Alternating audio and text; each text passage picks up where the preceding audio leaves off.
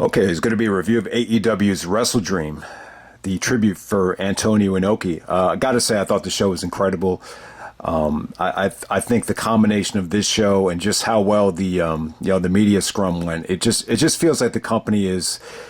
It feels like the company is hot again. It feels like the momentum is on AEW's side. That's how this whole weekend came off to me. I think you can make a strong case that this was AEW's best pay-per-view. You know, if you were to ask me before the pay-per-view, what was AEW's best show, I would have said All Out 2021.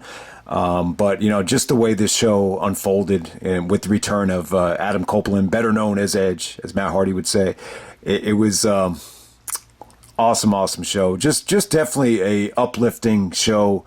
It just felt like a nice reward for, you know, just the whole month that, you know, the last couple of months were. So I really enjoyed, you know, the pay-per-view. And if you haven't seen it yet, some people might disagree with me, but I would give match of the night, Swerve and Hangman. I thought Swerve and Hangman was incredible. You know, I expected a lot out of it because they put in a lot of build, but I thought Swerve stepped up big time. The match was pretty damn awesome, man. But, you know, Bryan and Zack, I mean, I had goosebumps the whole match. It was so competitive.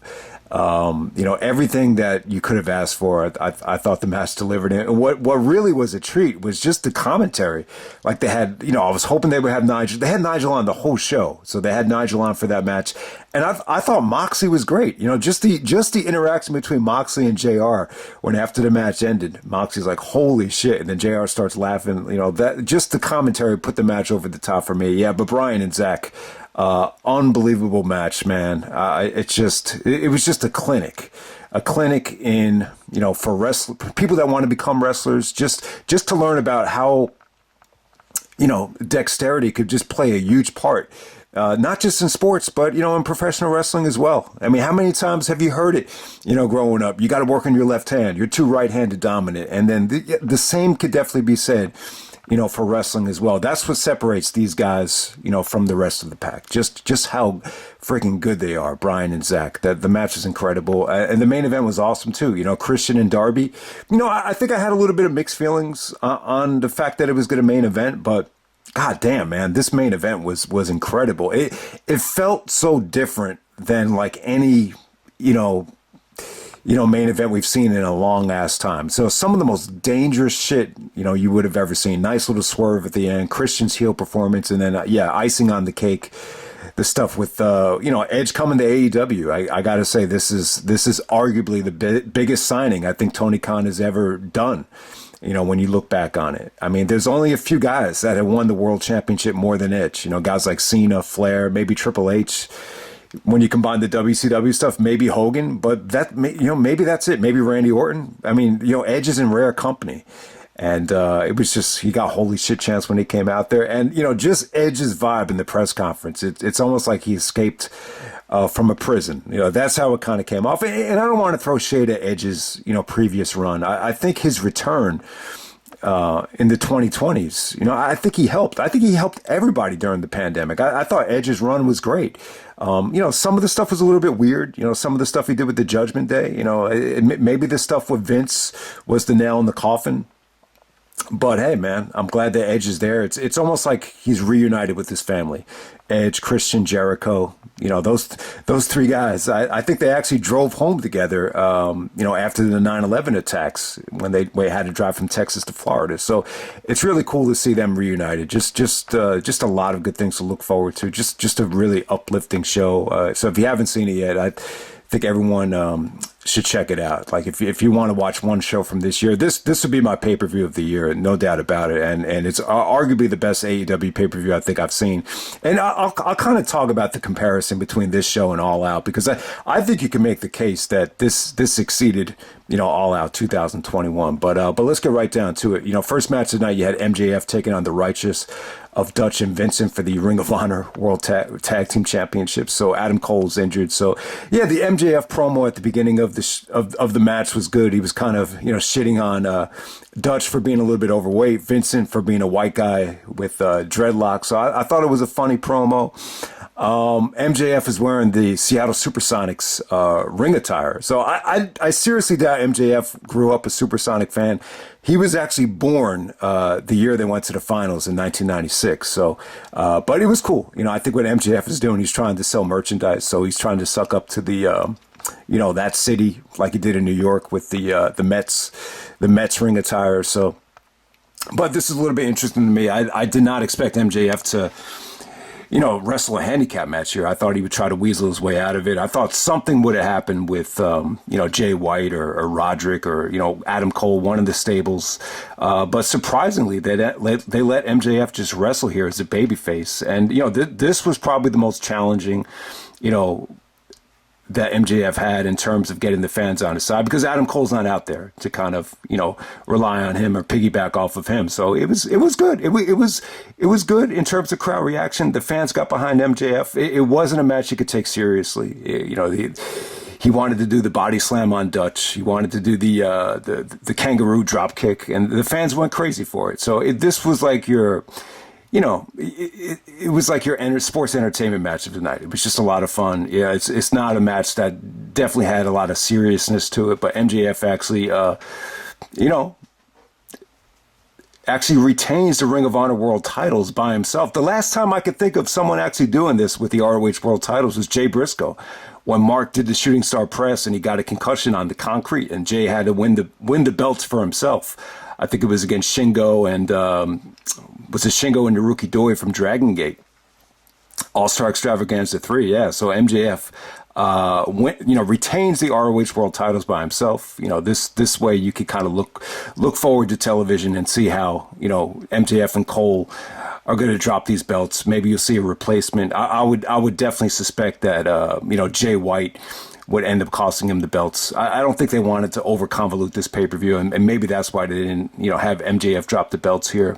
But yeah, man, let's just move on to the next match. We got Eddie Kingston taking on Shibata. This is for the Ring of Honor World title and the Strong Openweight Championship from New Japan.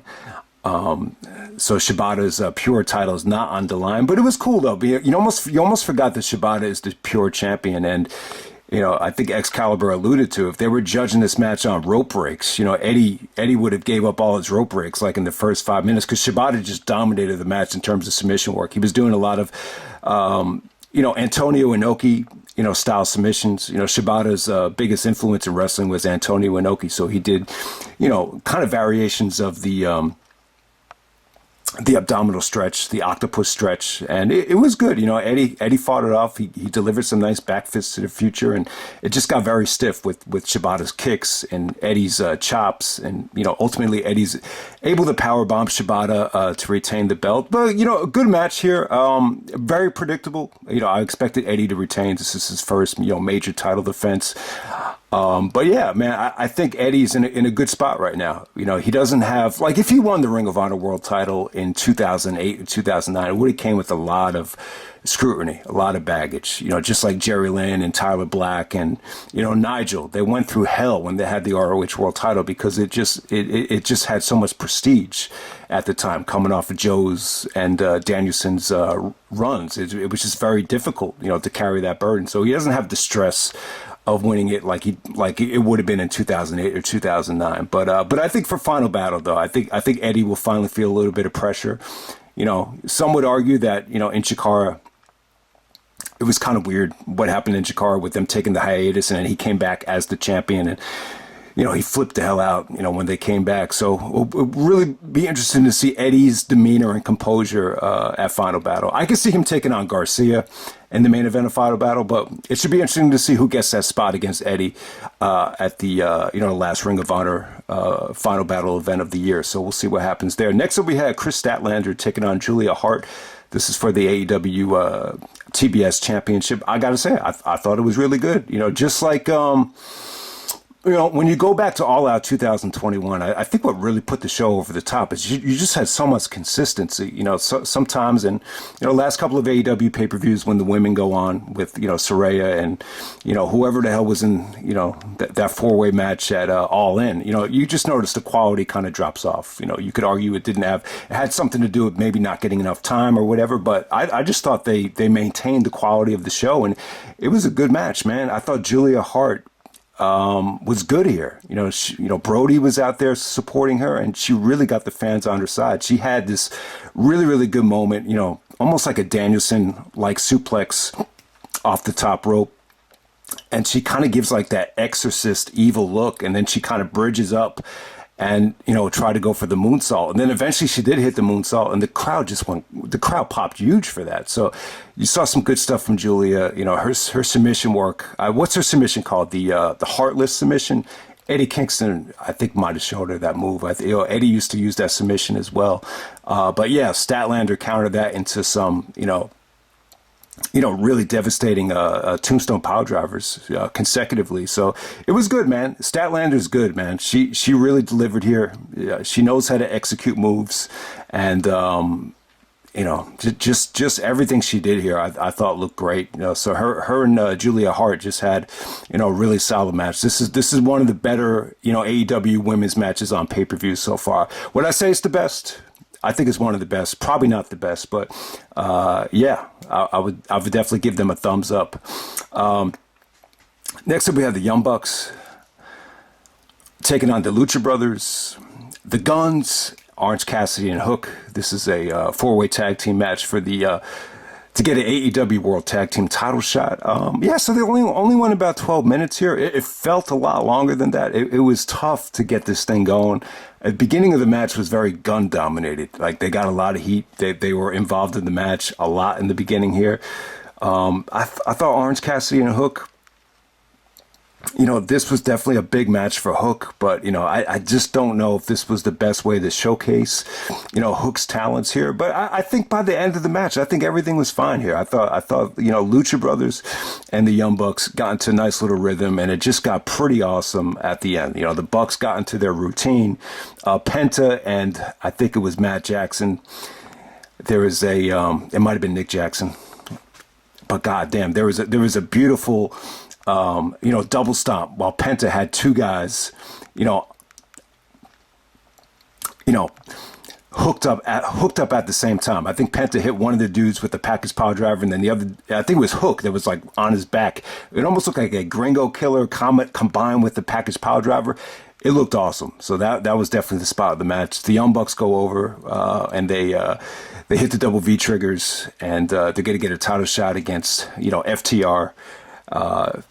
So it's Young Bucks FTR for the tag team titles. So it should be an awesome match. I have no idea when that's going to happen, but they had an awesome trilogy, and you can't argue, man. You're going to get to see another great match between them. So we'll see what happens there. We'll see if the Young Bucks can bring the titles home. And it's weird because it feels like the Bucks have been competing in a lot of singles matches. So it should be interesting to see how they will book this tag team match, because you got a lot of Young Bucks singles matches that have happened recently and are happening even this week. I think Nick Jackson is taking on Ray Phoenix on the Dynamite anniversary, which should be awesome because they've had some incredible, one of the best Dynamite matches of all time, a couple years ago back in 2019. So we get to see it again. So, yeah, I mean, I thought this was solid stuff, but I'm not a huge fan of these four-way tags, but this was fine for what it was. You've seen the Bucks and the Lucha Brothers face so many times that you really wanted to sprinkle in some fresh and different talent here,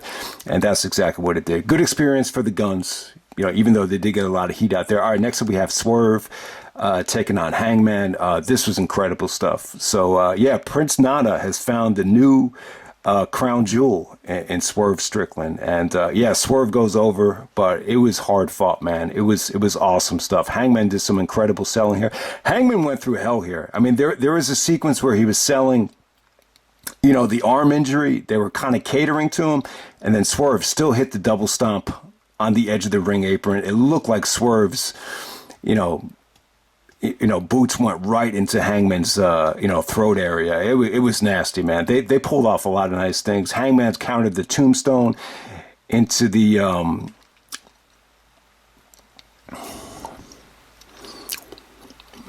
he countered the tombstone into the Deadeye on the steel steps. That was an incredible spot. Hangman actually delivering the buckshot lariat, Swerve kicking out of that. So just great back and forth. I thought Swerve performed beautifully here. The fans were totally on Swerve's side. They're in Seattle. So yeah, I mean, you had a lot of hometown dudes tonight. You had Swerve, you had Danielson, you had Darby, you had Nick Wayne, a lot of guys in the Seattle area really got a chance to shine tonight. So yes, Swerve and Hangman Page was an awesome main event. It was booked beautifully too. The Prince Nana stuff. Nana is really kind of taking a page out of Garcia's book by just the way he's dancing. It's just adding a lot of charisma, he's adding nice character depth to Swerve. So, he actually got thrown out of the match, and then Swerve actually takes Nana's crown and hits Hangman with it for a near. That was one of the best near falls of the night.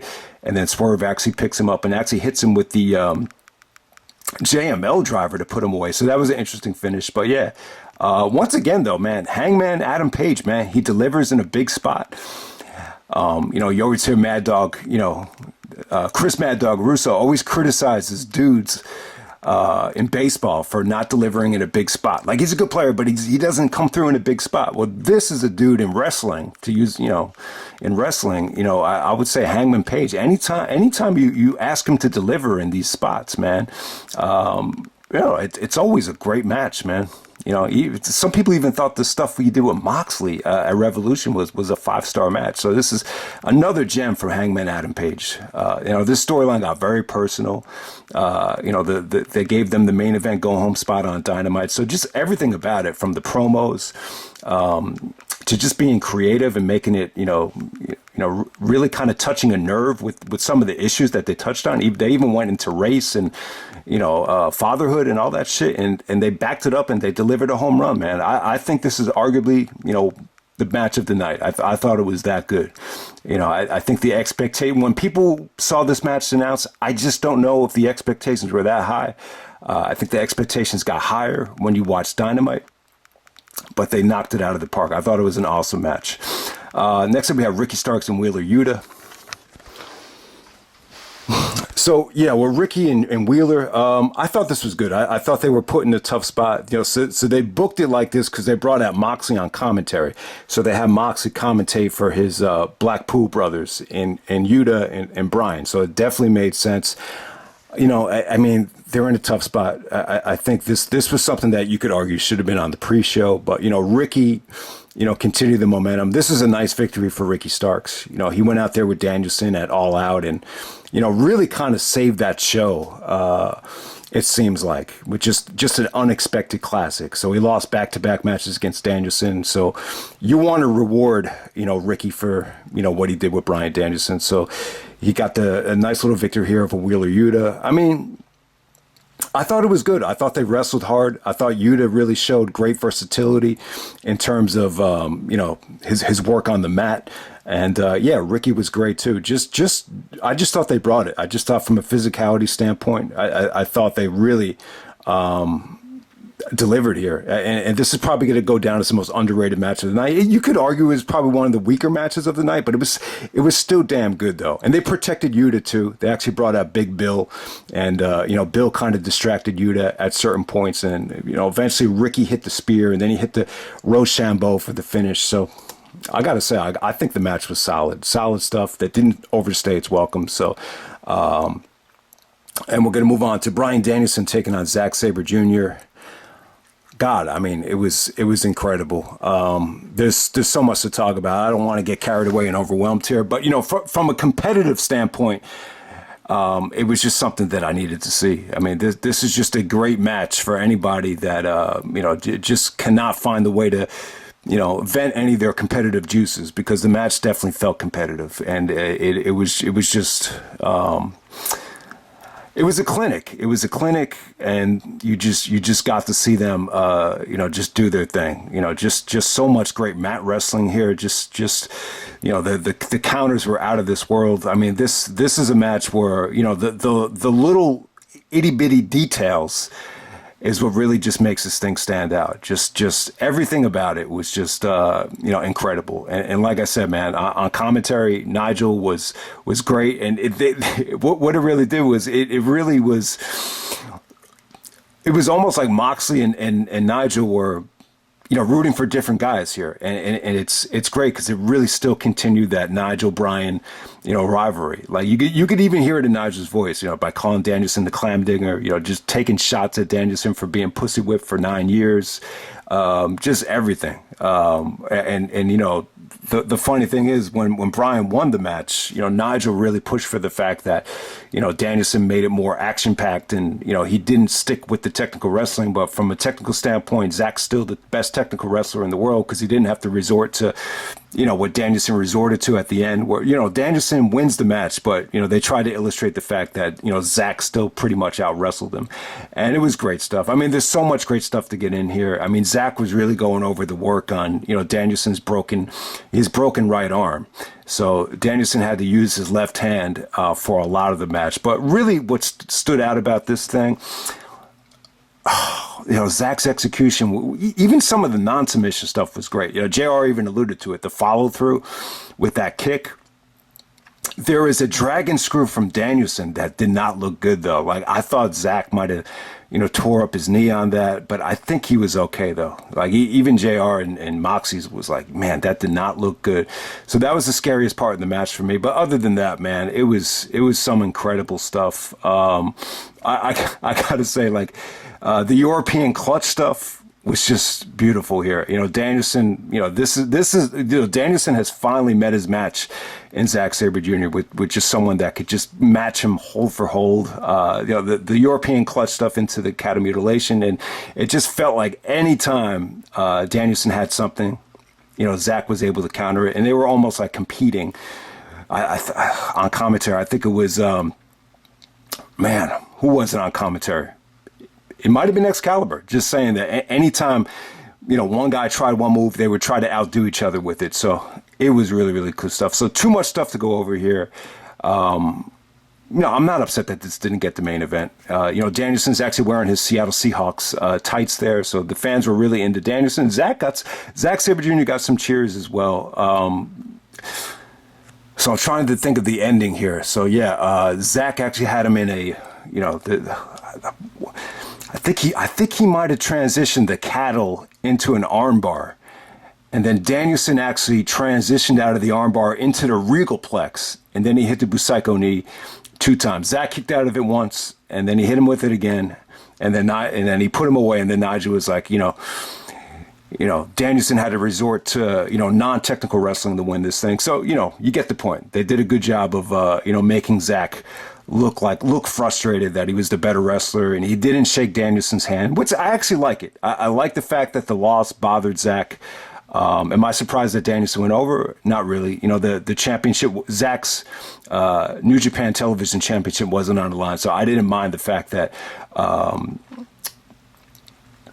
Bryan went over here. I think, I know Bryan doesn't have a lot of time left. I know this is his last year, but I'm glad that he went over because you want to make every Danielson match feel that much more important. And, I think him losing to Zack would have been a mistake here. But, the loss doesn't hurt Zack at all, in my opinion. Definitely, I don't think there'll be a rematch. They were saying, this would definitely set up a rematch. But, you could watch these two guys wrestle any day of the week and you'll be happy by it. So, yeah, the match definitely had that going for it. So I'm glad that they got the chance to do it here, man. I mean, I don't want to get carried away, but, just really appreciative that they were able to deliver this thing because, that's what I was saying. Like, you never know what's going to happen. I think that's the whole thing about this decade. You never know what decisions are going to be made, what happens within the world, what injuries are going to happen, what skirmishes are going to happen backstage. So it was really uplifting that they were able to cash in on this,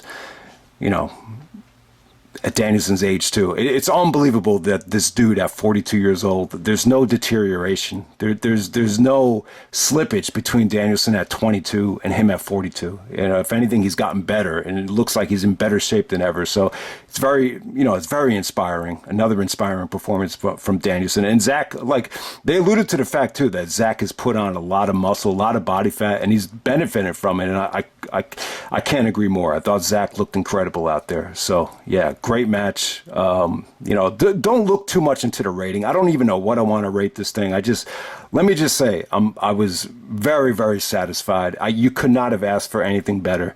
So yeah, definitely check it out. All right. Man, all right. Next up, we have the Don Callis family of Takeshita, Will Ospreay, and Sammy Guevara taking on Chris Jericho and the Golden Elite of Kenny Omega and Kota Ibushi. I thought this was great, man. I thought it was good stuff. What really stole the show here was Sammy and Jericho. Like, it felt like they hated each other. Jericho was hitting the lion salt and the ropes great. Sammy busted out some of the biggest spots of the night with the shooting star press. The ace crusher on Omega, I don't know what happened there. He tried to do it from like too far away. They still almost hit it though, but he tried to do it like on the other side of the ring. I'm just like, man, Omega just needed to move over a little bit. Kota had some great strikes here. I thought Kota looked the best here that he's looked in AEW so far. He had a great performance. Takeshita's just dropping dudes on their heads. He actually dropped Omega like on his face, and then he followed up with a deadlift German on Kota where he landed on the back of his neck. I was just like, what the hell's going on there? You got to see some great stuff between Kenny and Ospreay. They continued their magic, and it was great stuff. The highlight will be the counter to the one-winged angel from Ospreay. He countered that into a hurricanrana. Then he hit the what does he call it? That corkscrew moonsault off the top rope to Omega.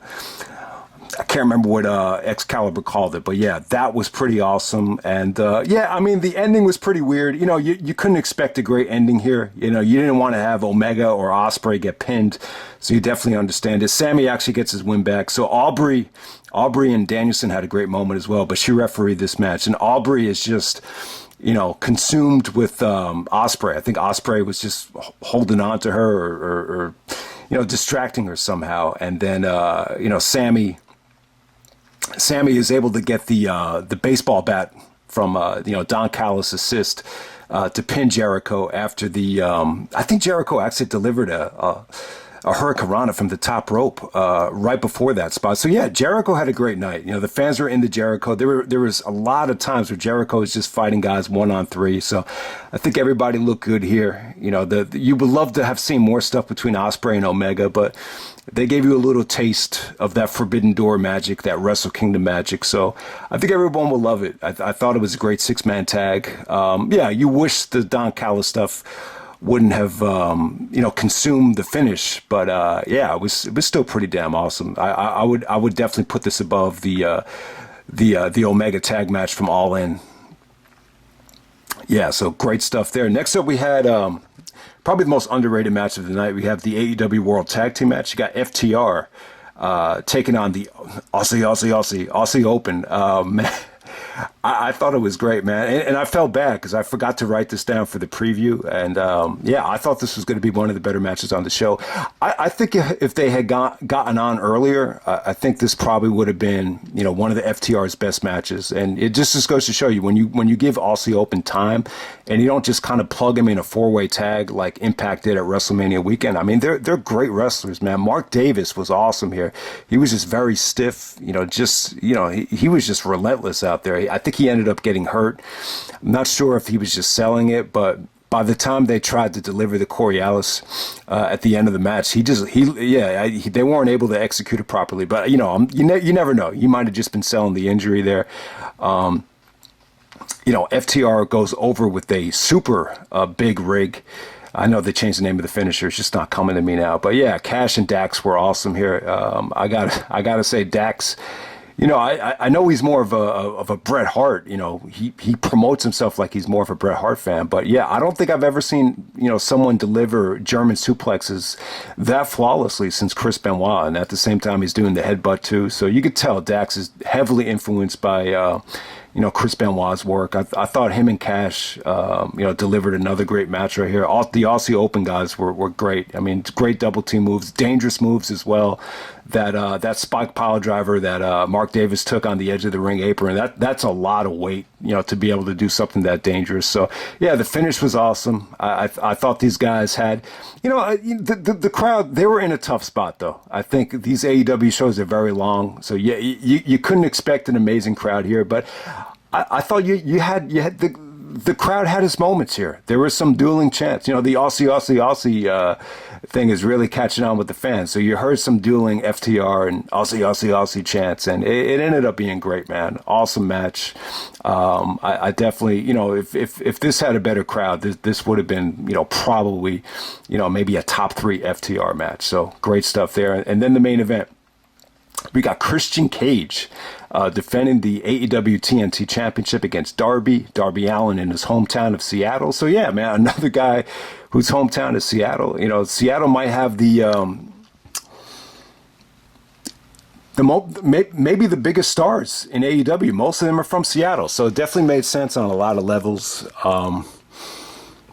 But God, man, the match was awesome. Darby actually wins the first fall with a jackknife pin out of nowhere, like within the first 5 minutes. And then Christian pretty much controls the match from there. So Nick Wayne's mom is actually at ringside, and, Christian's talking trash to her and, trying to come off like he's almost like a sleazy, Austin used to criticize Christian for being the creepy little bastard. Now he's like the sleazy older stepdad. It's trying to take that approach with trying to father, Luchasaurus and Nick Wayne. So it was pretty cool, man. I thought Christian's heel work, his demeanor, showing off, even though he's not, wrestling with his shirt off, he has that turtleneck, which it's kind of growing on me. And he's showing off his, muscles. I mean, Christian's always been a good worker, and, he's always been in great shape, and he just seems like he's locked in. Even at the press conference, he doesn't break character. He's locked into this, evil, heel persona. And, you always got to wonder, you've heard about Christian having, concussion issues, brain issues. And if he is, he's triggering it in a very positive direction. It's just the stuff we did with Darby here. It was just a compelling main event. This felt more compelling than a lot of main events this year. They made it feel different. I think it's amazing that the fans were still into this thing, being that this was the 14th match on this whole show. And the fans were really into Darby. Darby always delivers out there. You know what to expect from him. He took some incredible chances, and this is a suicidal spot. I mean, he took the Foley bump into the table. Some of the coffin drops, even before the step stuff, was just incredible stuff too. The missile when Christian was talking smack to Nick Wayne's mom, that came out of nowhere. But God damn it, man, this was a suicidal spot. It almost brought back memories of Shawn taking the bump on the casket, because the casket had that edge that can dig into the back. So I was saying to myself, man, if Darby takes this bump into the steps from Christian, he's going to break his back. He's going to blow his back out. And, the initial bump did not happen. Christian teased, suplexing Darby into the steel steps. It looked like he was going to suplex him on the top of the steps.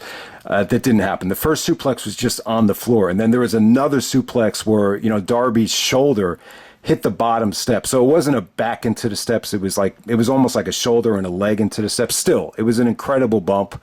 I don't think anyone should take a bump like that. And that's the thing about those steel steps. It almost looked like 3 layers of edges that can just rip into the back. It's not just the one edge from the casket that Shawn took. So, an incredible sequence there. It just brought a lot of drama to the match. Taz was great too. Taz was like, when they teased the bump, Taz was like, no. So, man, they took apart the ring. They did this in AEW before. I think it was Omega and Moxley from Full Gear, the first one from Full Gear 2019. They took apart the ring and they used the wooden boards, for the end of the match. So they did the same thing here. The first match that that brought back memories to is AJ. I think it was AJ and Bubba Ray from Bound for Glory. They were one of the first ones to do that. But yeah, I mean, Darby took some incredible bumps on the wooden floor. So did Christian. The unprettier on the wooden floor was a great kick out. I think Darby hit the coffin drop and hit the wooden floor too. So yeah, Darby went through hell here. But yeah, Christian retains thanks to the help of Nick Wayne. The Nick Wayne stuff was pretty predictable. Like while he was holding the belt, this was just like, all right, he's going to nail Darby here. And that's what Nick Wayne needed. I think, he needs to prove himself before, he's got to get the fans to be on his side. But yeah, I mean, it's a great night for Nick Wayne too. Because think about it. Like I didn't even know who he was until he wrestled Ospreay in GCW. And, he's this young kid. He's still like only 17, 18 years old. And, and look at him now, man. He played a huge role, and his mother's out there too. His mom might be one of the hottest moms ever. I mean, she reminds me of Heidi Watney from the MLB Network. She used to do quick pitch, so she was really attractive, and yeah, she looks young too. So, the stuff between her and Christian, I thought was great. That was a nice little swerve. To kind of ease the tension before you do the Nick Wayne heel turn. Nick Wayne and Darby, from Seattle. So it definitely made sense. I thought more than anything, it made the TNT Championship more credible than it's ever been. So it was an awesome main event, man. A little bit long, but they got the job done. 2 out of 3 falls. That's a heavy burden. I even told my brother, like, yeah, man, I think Christian and Darby is probably going to get the main event, and you could probably have Edge come out, so that will make sense. To have Edge come out after Christian's main event, and he was just like, man, Christian and Darby, that's a weak main event, but it was not a weak main event. It was awesome, man. So if you thought this was going to be weak, like my brother did, you were really, really wrong, man. It was an awesome match. I would even put this above Christian's main events. Yeah, I would put this above the Omega main event from All Out, 2021, and I would definitely put it above the Bound for Glory Christian Josh Alexander main event. That's easy. This definitely topped that. And then Sting came out to make the save. Ultimately, Luchasaurus came out to stack the odds, and then that leads to Edge. Edge teased the concerto and the heel turn, siding with Christian, and then he just speared everybody, speared Luchasaurus, and it was a great moment, man. And, Edge came out with the Alter Bridge theme. The You Think You Know Me stuff, I guess to avoid trademark, they kind of, mixed the You Think You Know Me. It sounds a little bit weird. You would love to keep that same You Think You Know Me, and then so it's a little bit different, but it was still awesome, man. Like I was listening to this with my headphones on, and man, it was so loud. I had that airplane ear, where the ears feel a little bit distorted because it was so loud that when Edge came out. But yeah, man, the Edge press conference is awesome. He seems like he's in such a positive mood. He seems just rejuvenated. Like he feels like he escaped from jail.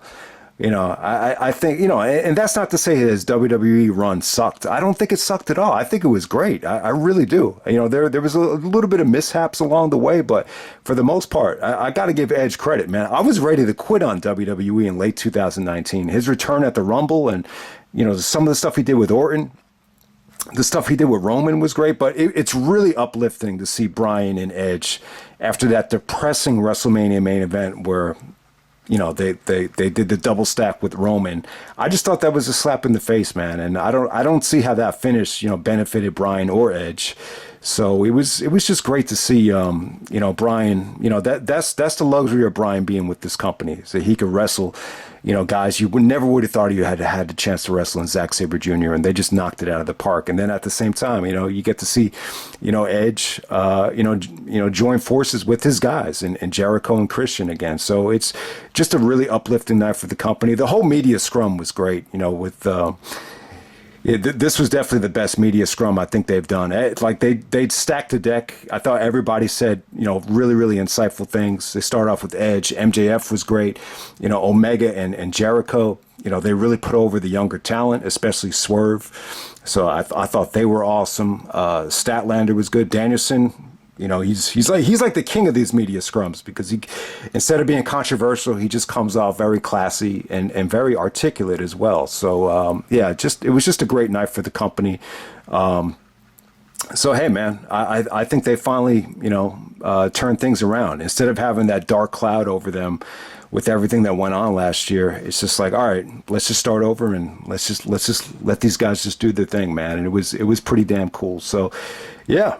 I got to say, the New Japan stuff was great. The New Japan guys, everybody delivered. The Antonio Inoki, that's what's kind of go under the radar. It was such a great show that you almost forget this is a tribute show to Antonio Inoki. So maybe that's why you had some divide on, what the main event should be. But I thought it was cool. You had guys on the show, Zack and Shibata that really did do a good job of paying homage to Antonio Inoki. And then once again, guys like Seattle, and I'm sorry if I got carried away in the last video with the Seattle sports teams, but I grew up a huge Supersonic fan. I have friends in elementary that loved the Sonics, and I miss them as well. And they were probably the best Western Conference team in the NBA in the 90s. And it's like, well, how come they're not there anymore? I don't know.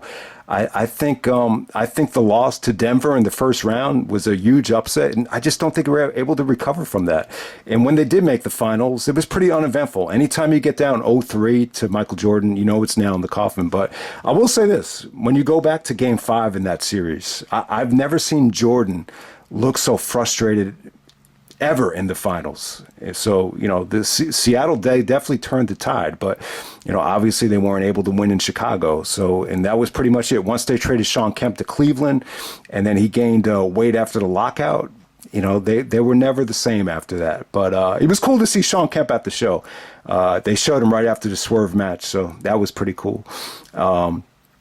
But yeah, man, Seattle, it'd be cool if they brought a team back to Seattle. It really would. Chase was telling me that if they're going to go anywhere, they're going to move the Sonics to Vegas. Obviously, Vegas is eventually going to get a team down the road. That's inevitable. But yeah, Seattle's had a great legacy for just great wrestling shows as well. I mean, arguably the greatest WrestleMania of all time in WrestleMania 19. Like I said, and this is quite possibly AEW's best pay-per-view, and it's in Seattle once again. So this was an awesome show. Sorry if I got a little bit carried away with the review because it was just that good. But I'll just leave it right there. Hope you guys enjoyed the show, and I'm out. All right.